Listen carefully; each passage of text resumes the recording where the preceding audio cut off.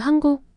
아시아의 작은 나라에 뭐 볼 게 있다고 다들 가지 못해서 안달이지? 여기 미국 최고 명문대학교인 하버드의 수재들이 격렬하게 논쟁을 벌이고 있는데요. 대체 무슨 일로 하버드대 학생들이 한국에 대해서 논쟁을 벌이게 된 걸까요? 오늘의 특별한 이야기 함께 들어보도록 하겠습니다. 사연 시작하기에 앞서 구독 버튼 한 번만 꾹 눌러주세요. 안녕하세요. 저는 하버드대학교 경제학과에 재학 중인 아바 윌리엄스입니다. 얼마 전까지만 해도 한국이라고 하면 단순히 삼성이나 현대 같은 기업들 혹은 K-팝 정도만 떠올렸던 제가 지금은 완전히 다른 시선을 가지게 되었어요. 지난 봄 수학여행으로 한국을 방문하면서 경험한 그들의 따뜻한 정과 배려의 문화가 제 생각을 완전히 바꿔놓았거든요. 요즘 하버드에서는 브루노 마스와 블랙핑크 로제의 아파트 열풍이 대단합니다. 파티에서는 물론이고 길에서도 누군가 이 노래를 흥얼거리고 있을 정도예요. 아파트 게임이 소개된 틱톡 영상은 이미 수백만 뷰를 기록했고 주말 파티에서는 이 게임이 빠지지 않는 필수 코너가 되었죠. 이 아파트 게임을 볼 때마다 지난 봄 홍대 술집에서 한국인 친구들이 가르쳐준 술자리 게임이 생각나요. 처음에는 서툴렀지만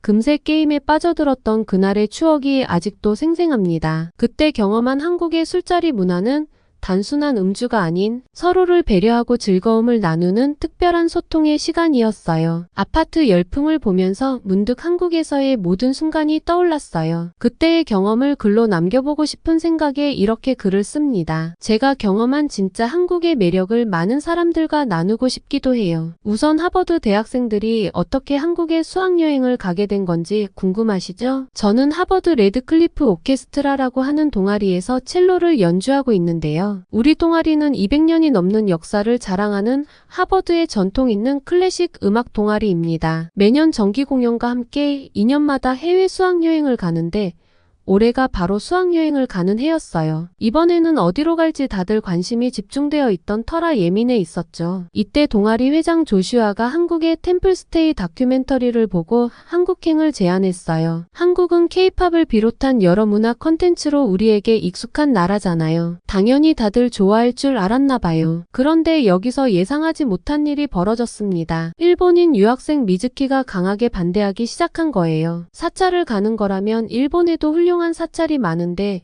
왜 굳이 한국에 가려는 거죠? 미즈키의 반대에 동아리 회장은 당황한 듯 보였어요. 일본의 산사는 알고 있지만 일본의 문화 컨텐츠는 우리가 즐기기에 신선한 것은 없는데도 말이죠. 미즈키는 또 교토의 금각사나 청수사는 유네스코 세계문화유산으로 그 전통과 문화적 가치가 크다면서 한국과는 비교도 안 된다고 했습니다. 한국에 가서 우리가 배울 건 딱히 없어 보이는데요. 미즈키의 말에 처음에는 약간 동의하는 친구들도 있었습니다. 하지만 조슈아가 정중하게 자신의 의견을 밝혔어요. 우리의 목적은 단순히 사찰을 방문하는 게 다가 아니야. 최근 넷플릭스 시리즈부터 K-팝과 같은 전 세계가 주목하는 한국의 현재를 보는 것에 초점이 맞춰져 있다고 했어요. 한국의 전통과 현대가 조화를 이루는 모습과 세계적으로 주목받는 문화 강국으로서의 면모를 직접 보고 싶어 저도 조슈아의 의견에 크게 공감했죠. 우리는 결국 투표로 결정하기로 했습니다. 120명의 단원들이 모인 자리에서 놀라운 일이 벌어졌어요. 95%가 넘는 압도적인 찬성표로 한국행이 결정된 거죠. 예상과 달리 유럽과 북미 출신 학생들 대부분이 한국을 선택했어요. 더 재미있었던 건 한국 유학생 민준이와 지연이의 반응이었어요. 우리는 방학 때 한국 다녀왔으니까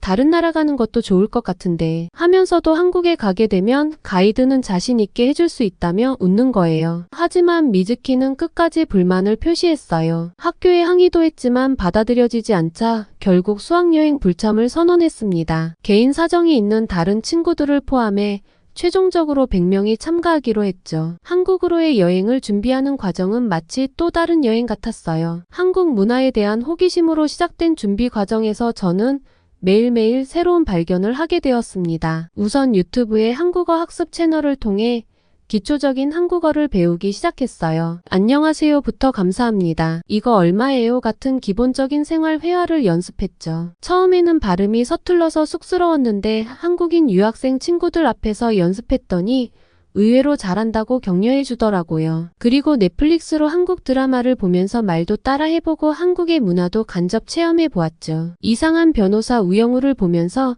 한국의 회사 문화와 사회적 약자를 대하는 태도를 보았고, 슬기로운 의사생활에서는 한국인들의 따뜻한 정을 느낄 수 있었어요. 드라마 속 주인공들이 즐겨 찾는 포장마차나 편의점도 너무 신기했습니다. 늦은 밤에도 언제든 따뜻한 라면을 먹을 수 있는 곳이 있다는 게 미국과는 정말 달라 보였어요. 한국에 가면 꼭 가봐야겠다는 결심을 하면서 방문할 곳들의 리스트를 만들었어요. 한국에서 공연할 곡들도 연습하느라 시간을 쪼개어 쓰게 되었죠. 연습실에서 밤늦게까지 이어진 리허설은 힘들었지만 즐거웠습니다. 한국에서 울려 퍼질 우리의 연주를 상상하며 모두가 최선을 다했어요. 출국일이 다가오자 설레임과 함께 처음 가보는 한국에서의 공연에 대한 걱정이 교차했어요. 캐리어에 짐을 싸면서 걱정보다는 설레임이 더 크게 다가왔습니다. 13시간의 긴 비행 끝에 드디어 인천국제공항에 도착했어요. 피곤할 법도 한데 공항에 들어서는 순간 모두의 눈이 반짝였습니다. 처음 마주한 한국의 모습은 상상 이상이었거든요. 입국 심사대로 향하는 길에서 놀라움을 감출 수 없었어요. 이미 한국인들이 질서를 잘 지킨다는 건 알고 있었지만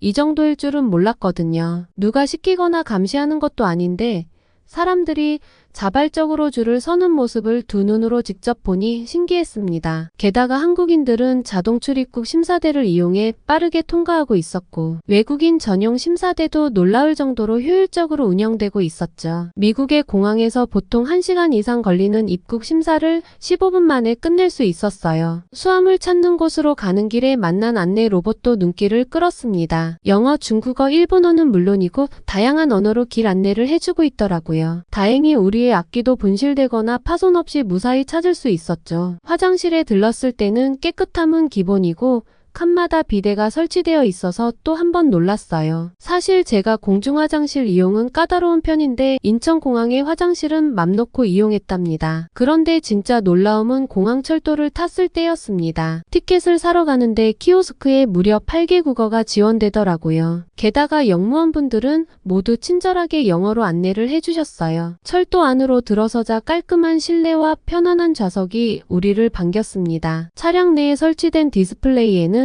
실시간으로 다음 역과 환승 정보가 표시되어 안내되고 있었죠. 무료 와이파이가 기본으로 제공되는 걸 확인했을 땐 더 이상 말이 필요 없었어요. 공항철도의 안내방송도 너무 훌륭했습니다. 너무 오래돼서 알아들을 수 없는 뉴욕 지하철과는 비교도 안 됐죠. 한국어, 영어, 중국어, 일본어로 차례로 안내하는데 마치 원어민이 하는 것처럼 자연스러웠어요. 서울역에 도착해서 리무진 버스로 갈아탔는데 창밖으로 보이는 풍경에 눈을 뗄 수가 없었습니다. 고층 빌딩들 사이로 보이는 산들이 특히 인상적이었어요. 미국에서는 보기 힘든 광경이었거든요. 민준이의 설명으로는 서울이 분지 형태라 사방이 산으로 둘러싸여 있다고 해요. 진관사로 향하는 길에는 도심에서 갑자기 산속으로 바뀌는 바람에 깜짝 놀랐어요. 번화가를 조금만 벗어났을 뿐인데 마치 다른 세상에 온 것 같았거든요. 아파트와 빌딩들 사이에 울창한 나무들이 자리 잡고 있었고 그 안에 고즈넉한 절이 있었습니다. 한국은 도시 안에서도 쉽게 자연을 만날 수 있는 게 특징이야. 민준이의 설명을 들으며 고개를 끄덕였어요. 뉴욕이나 보스턴처럼 빽빽한 빌딩 숲이 아닌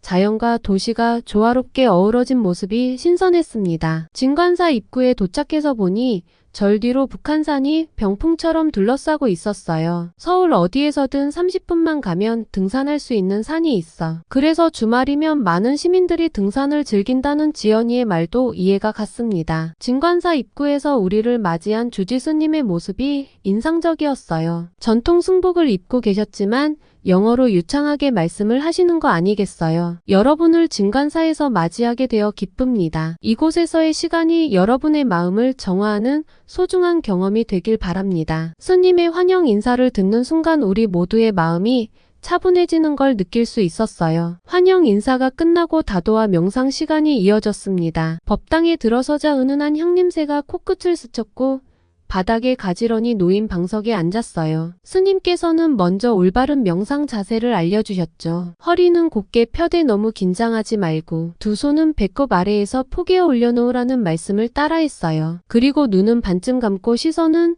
자연스럽게 1m 앞 바닥을 향하게 하라고 하셨습니다. 이번에는 스님의 안내에 따라 호흡에 집중하기 시작했습니다. 들이쉬는 숨과 내쉬는 숨에 온전히 마음을 맡겨보세요. 잡념이 들더라도 억지로 지우려 하지 말고 구름이 흘러가듯 그저 지나가게 두세요. 처음에는 이게 무슨 의미인지 잘 모르기도 하고 자꾸만 떠오르는 생각들 때문에 집중하기 어려웠죠. 반복하다 보니 점차 마음이 고요해지는 걸 느낄 수 있었어요. 스님의 평온한 음성과 더불어 처음 해보는 명상은 생소했지만 마음이 안정되는 걸 느꼈어요. 지금도 가끔 그때의 기억을 더듬어서 해보곤 합니다. 명상이 끝난 후 이어진 다도 체험도 특별한 경험이었어요. 무슨 맛인지 모를 따뜻한 차를 마시면서 한국의 차 문화도 배우게 되었습니다. 허브차 같은 차의 맛은 마실수록 친근해졌고 긴장된 몸을 따뜻하게 해주었어요. 템플스테이의 마지막 일정은 진관사표 사찰 음식을 먹는 점심 공양이었어요. 스님께서 점심 공양 전에 우리 절에서는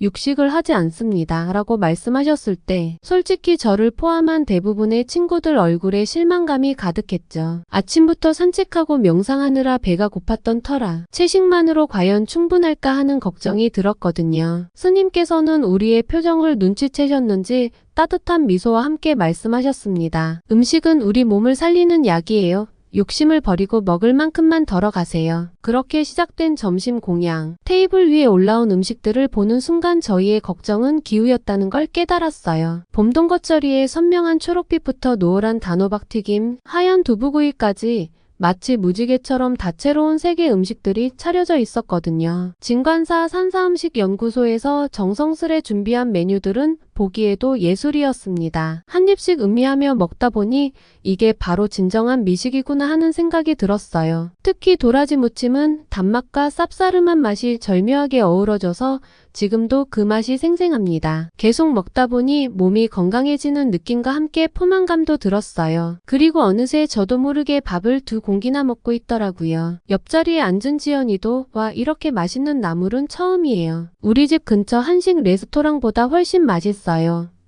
라며 연신 감탄사를 쏟아냈죠. 식사를 마치고 알게 된 사실인데 요즘은 이런 사찰 음식이 웰빙 트렌드로 각광받고 있다고 해요. 심지어 미국의 유명 셰프들도 한국 사찰 음식을 배우러 온다고 하니 그 가치를 새삼 실감하게 되었습니다. 식사 중간에 스님께서 해주신 말씀이 특히 기억에 남아요. 음식을 남기지 않는 것은 단순히 아끼자는 뜻이 아니라 모든 생명과 자연에 대한 존중입니다. 먹을 수 있는 만큼만 덜어가는 것부터가 욕심을 버리는 첫걸음이지요. 이 말씀 덕분에 평소 당연하게 여기던 식사의 의미를 다시 한번 생각해보게 되었습니다. 템플스테이의 마지막은 기념 촬영이었는데 모두들 처음 산사에 도착했을 때보다 표정들이 밝아져 있는 게 보였어요. 우리는 다음 행선지인 경복궁으로 향했습니다. 그런데 바로 경복궁으로 가지 않고 근처에 있는 한 건물로 가더라고요. 여긴 어디지? 하면서 걷고 있던 우리의 첫눈에 들어온 것은 바로 한복이라는 의상이었습니다. 한복을 실물로 처음 보는 저와 친구들의 두 눈이 휘둥그레졌어요. 한꺼번에 100명이나 되는 사람들이 방문했음에도 우리에게 한복을 골라주던 직원은 전혀 당황하지 않는 표정이었어요. 한복의 고운 색감과 누가 입어도 잘 어울리는 디자인에 감탄하고 있을 때였죠. 중국인 친구 리밍이 갑자기 분위기를 깨는 말을 꺼냈어요. 이거 우리 한프랑 비슷한데? 아마도 한국이 중국 문화를 많이 참고했나 보네. 순간 리밍의 주변 분위기가 조금 어색해졌어요. 그때 우리를 도와주던 매장 직원이 이 말을 듣고는 중국에서 오는 단체 관광객에게 흔하게 듣는 말이라는 거예요. 이는 모두 중국의 문화 공정으로 사람들이 잘못 세뇌된 탓이라는 설명도 해주셨죠. 리밍의 얼굴이 순간 붉어지더니 자신이 잘 모르고 한 말이라면서 사과하고 상황은 일단락 되었어요. 한복을 입고 거울을 보는 순간 마치 타임슬립한 것 같은 느낌이 들었습니다. 선명한 색감과 우아한 곡선이 눈길을 사로잡았거든요. 특히 소매의 선이 바람에 살랑거리는 모습이 정말 아름다웠어요. 경복궁으로 향하는 길에 재미있는 일이 있었어요. 이탈리아에서 온 마르코가 사진 찍기 위해 가방을 잠시 내려놓으라는 지시에 펄쩍 뛰는 거예요. 이탈리아에서는 들고 있는 가방도 훔쳐가기 일쑤라면서 자신은 가방을 안고 사진을 찍겠다고 고집을 부렸죠. 그 말을 들은 민준이가 웃으며 말해주었어요. 한국에선 아무도 안 가져가니 안심하고 바닥에 놓아도 된다고요. 혹여 훔쳐가는 사람이 있다면 그건 외국인이라나요? 한국은 세계에서 가장 안전한 나라 중 하나예요. CCTV도 많고 한국 시민들은 치안의식이 높을 뿐만 아니라 다른 사람의 물건에 관심이 없다고 했습니다. 실제로 우리 모두 가방을 내려놓고 편하게 사진도 찍고 경복궁을 구경했는데 정말 마음이 편했죠. 한복을 입고 경복궁으로 들어서는 순간에는 모두가 탄성을 질렀어요. 현대적인 서울 도심 한가운데 이렇게 웅장한 궁궐이 있다니. 더욱 놀라운 건 궁궐의 건축 양식이었습니다. 유럽의 성들처럼 위압적이지 않으면서도 자연과 조화를 이루는 아름다움이 있었어요. 민준이가 이 처마 곡선을 베을림이라고 하는데 하늘과 땅의 조화를 표현한 거예요 라고 설명해 주었어요. 그 말을 듣고 보니 한복의 곡선과 궁궐 처마의 곡선이 정말 닮았더라고요. 그래서인지 한복을 입고 경복궁을 거닐 때 이렇게 자연스러운 거구나 싶었습니다. 우리는 그렇게 한국의 전통과 현대가 조화롭게 어우러진 모습을 경험할 수 있었어요. 특히 높은 치안 수준 덕분에 관광하는 내내 마음 편히 한국 문화를 즐길 수 있었던 게 정말 좋았습니다. 경복궁 관람을 마치고 지하철을 타고 이동하던 중이었어요. 저는 처음 타보는 한국의 지하철이 신기해서 이것저것 구경하느라 정신이 없었죠. 깨끗한 시설은 기본이고 와이파이가 끊기지 않아서 터널 속에서도 인터넷을 자유롭게 사용할 수 있었어요. 가장 인상적이었던 건 노약 좌석이었습니다. 임산부를 위한 핑크색 좌석도 따로 있더라고요. 최근에는 임산부 배지를 보면 자리를 양보하는 문화가 더 확산되었다고도 했습니다. 이런 지하철 시설에 감탄하며 이야기를 나누고 있을 때였습니다. 다음 정류장에 도착하고 출입문이 열리자 한 할머니께서 무거워 보이는 짐을 양손에 들고 막 승차하려는 게 보였어요. 이야기에 열중하느라 아무도 그 모습을 못 본 줄 알았는데 그 순간 민준이와 지연이가 제 옆에서 동시에 일어나더니 마치 약속이라도 한 듯 재빨리 할머니께 달려갔습니다. 두 사람은 자연스럽게 할머니의 짐을 나눠 들고 노약자석까지 모셔다 드리더라고요. 그 모습이 너무 자연스러워서 깜짝 놀랐습니다. 한국에서는 이런 게 당연한 일이고 어른에 대한 공경과 예절은 한국 문화의 기본이라고 해요. 네 집 자식인지 정말 바르게 자랐다는 말이 최고의 칭찬이래요. 뉴욕의 지하철에서는 상상도 할 수 없는 광경이었죠. 미국에서는 각자 도생이 너무 당연해진 걸까요? 저녁에는 홍대 거리로 향했어요. 드라마에서 봤던 포장마차와 편의점을 경험해볼 절호의 기회였죠. 마침 한국 가이드 역할을 자처했던 민준이와 지연이도 함께했어요. 거리 곳곳에서 들리는 K-팝 음악과 길거리 공연을 하는 청년들, 그리고 다양한 음식 냄새가 저를 설레게 했습니다. 민준이가 우리를 데려간 포차에서의 추억도 기억에 남아요. 가게에 들어가서 처음으로 소주를 마셔봤는데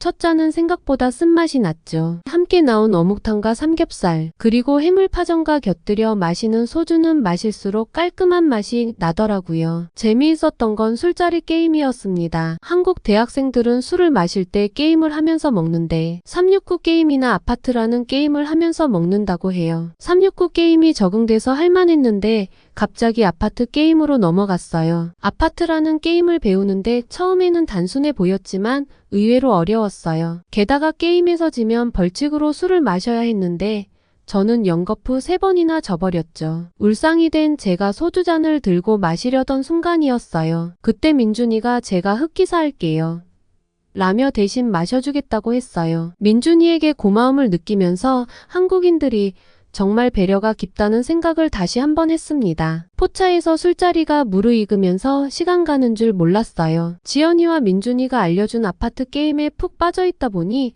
어느새 자정이 훌쩍 넘었더라고요. 지하철은 이미 끊긴 시간이었습니다. 숙소로 돌아갈 방법을 고민하고 있을 때 지연이가 특별한 제안을 했어요. 우리 찜질방 가볼래요? 24시간 영업하는데 거기서 자고 아침에 숙소로 돌아가면 돼요. 샤워도 할 수 있고 잠도 잘 수 있는 곳인데 언제 이런 경험을 해보겠냐는 거였죠. 처음에는 좀 이해가 가지 않았어요. 목욕탕에서 잔다고? 그것도 모르는 사람들과 함께? 솔직히 좀 걱정이 되더라고요. 하지만 이미 템플스테이에서 한국의 특별한 문화를 경험했던 터라 이번에도 한번 도전해보기로 했습니다. 찜질방에 도착해서 가장 당황스러웠던 건 탈의실 문화였어요. 마주친 모든 사람들이 너무나 자연스럽게 옷을 벗는 모습에 처음엔 큰 충격을 받았습니다. 지연이는 익숙한 듯 옷을 벗고 있는데 저는 옷장 앞에서 한참을 망설였죠. 괜찮아, 그냥 미국 헬스장 라커룸이라고 생각하면 돼.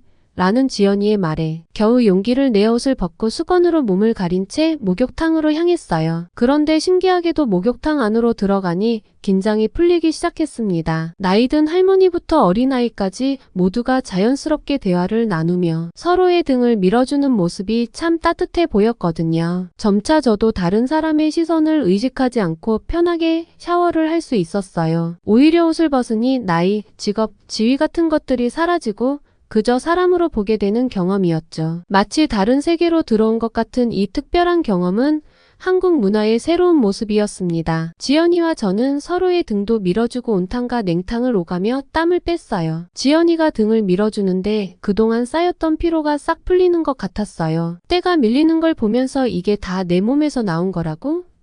라며 놀라기도 했죠. 찜질복으로 갈아입고 찜질방 구역으로 들어가니 또 다른 세상이 펼쳐졌어요. 황토방, 소금방, 얼음방 등 처음 보는 시설들이 가득했습니다. 처음에 너무 뜨거워서 숨쉬기도 힘들었는데 땀을 빼면서 견디고 나니 몸이 가벼워지는 걸 느꼈어요. 이래서 찜질방을 이용하나 싶은 마음이 들었죠. 특히 온돌방에 누워있을 때는 따뜻한 바닥이 너무 좋더라고요. 찜질방에 들어오고 몇 시간 만에 자연스럽게 바닥에 누워있는 제 모습을 보고 웃음이 나왔습니다. 식당에서는 또 다른 재미가 있었어요.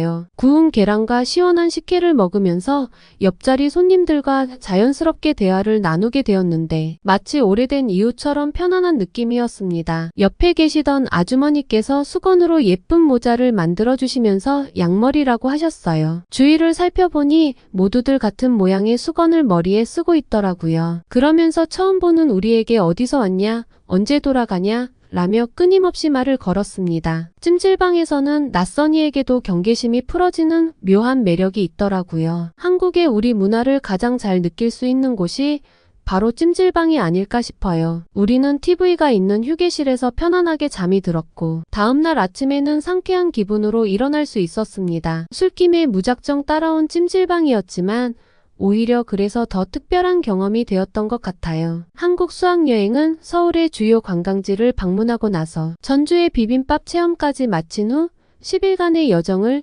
마무리하고 미국으로 돌아왔어요. 가장 기억에 남는 건 진관사 템플스테이와 찜질방 체험이었습니다. 귀국해서 찾아보니 미국에도 찜질방이 있더라고요. 대신 가격은 한국에 비해 많이 비쌌어요. 미국으로 돌아온 지 몇 달이 지난 지금도 한국에서의 경험은 제 일상의 많은 부분을 바꿔놓았어요. 이제는 매달 보스턴 근교의 한국식 찜질방을 찾아갑니다. 처음에는 혼자 갔다가 이제는 부모님과도 함께 가게 됐어요. 저희 부모님도 이제는 찜질방 가는 날만 손꼽아 기다리시는 찜질방 매니아가 되셨어요. 신기하게도 찜질방에 다녀오면 첼로 연주할 때 집중이 더 잘 되더라고요. 한국 문화에 대한 제 시선도 완전히 바뀌었습니다. 예전에는 그저 K-팝과 드라마로만 한국을 바라봤다면 이제는 그 속에 담긴 깊은 의미를 이해하게 됐어요. 특히 한국의 우리라는 공동체 의식이 가지는 힘에 대해 알게 되었죠. 개인주의가 강한 미국과는 달리 서로를 배려하고 함께 가는 문화가 부럽게 느껴졌습니다. 일본인 미즈키에게도 작은 변화가 있었어요. 얄밉긴 하지만 한국에서 기념으로 사온 핸드크림을 주었더니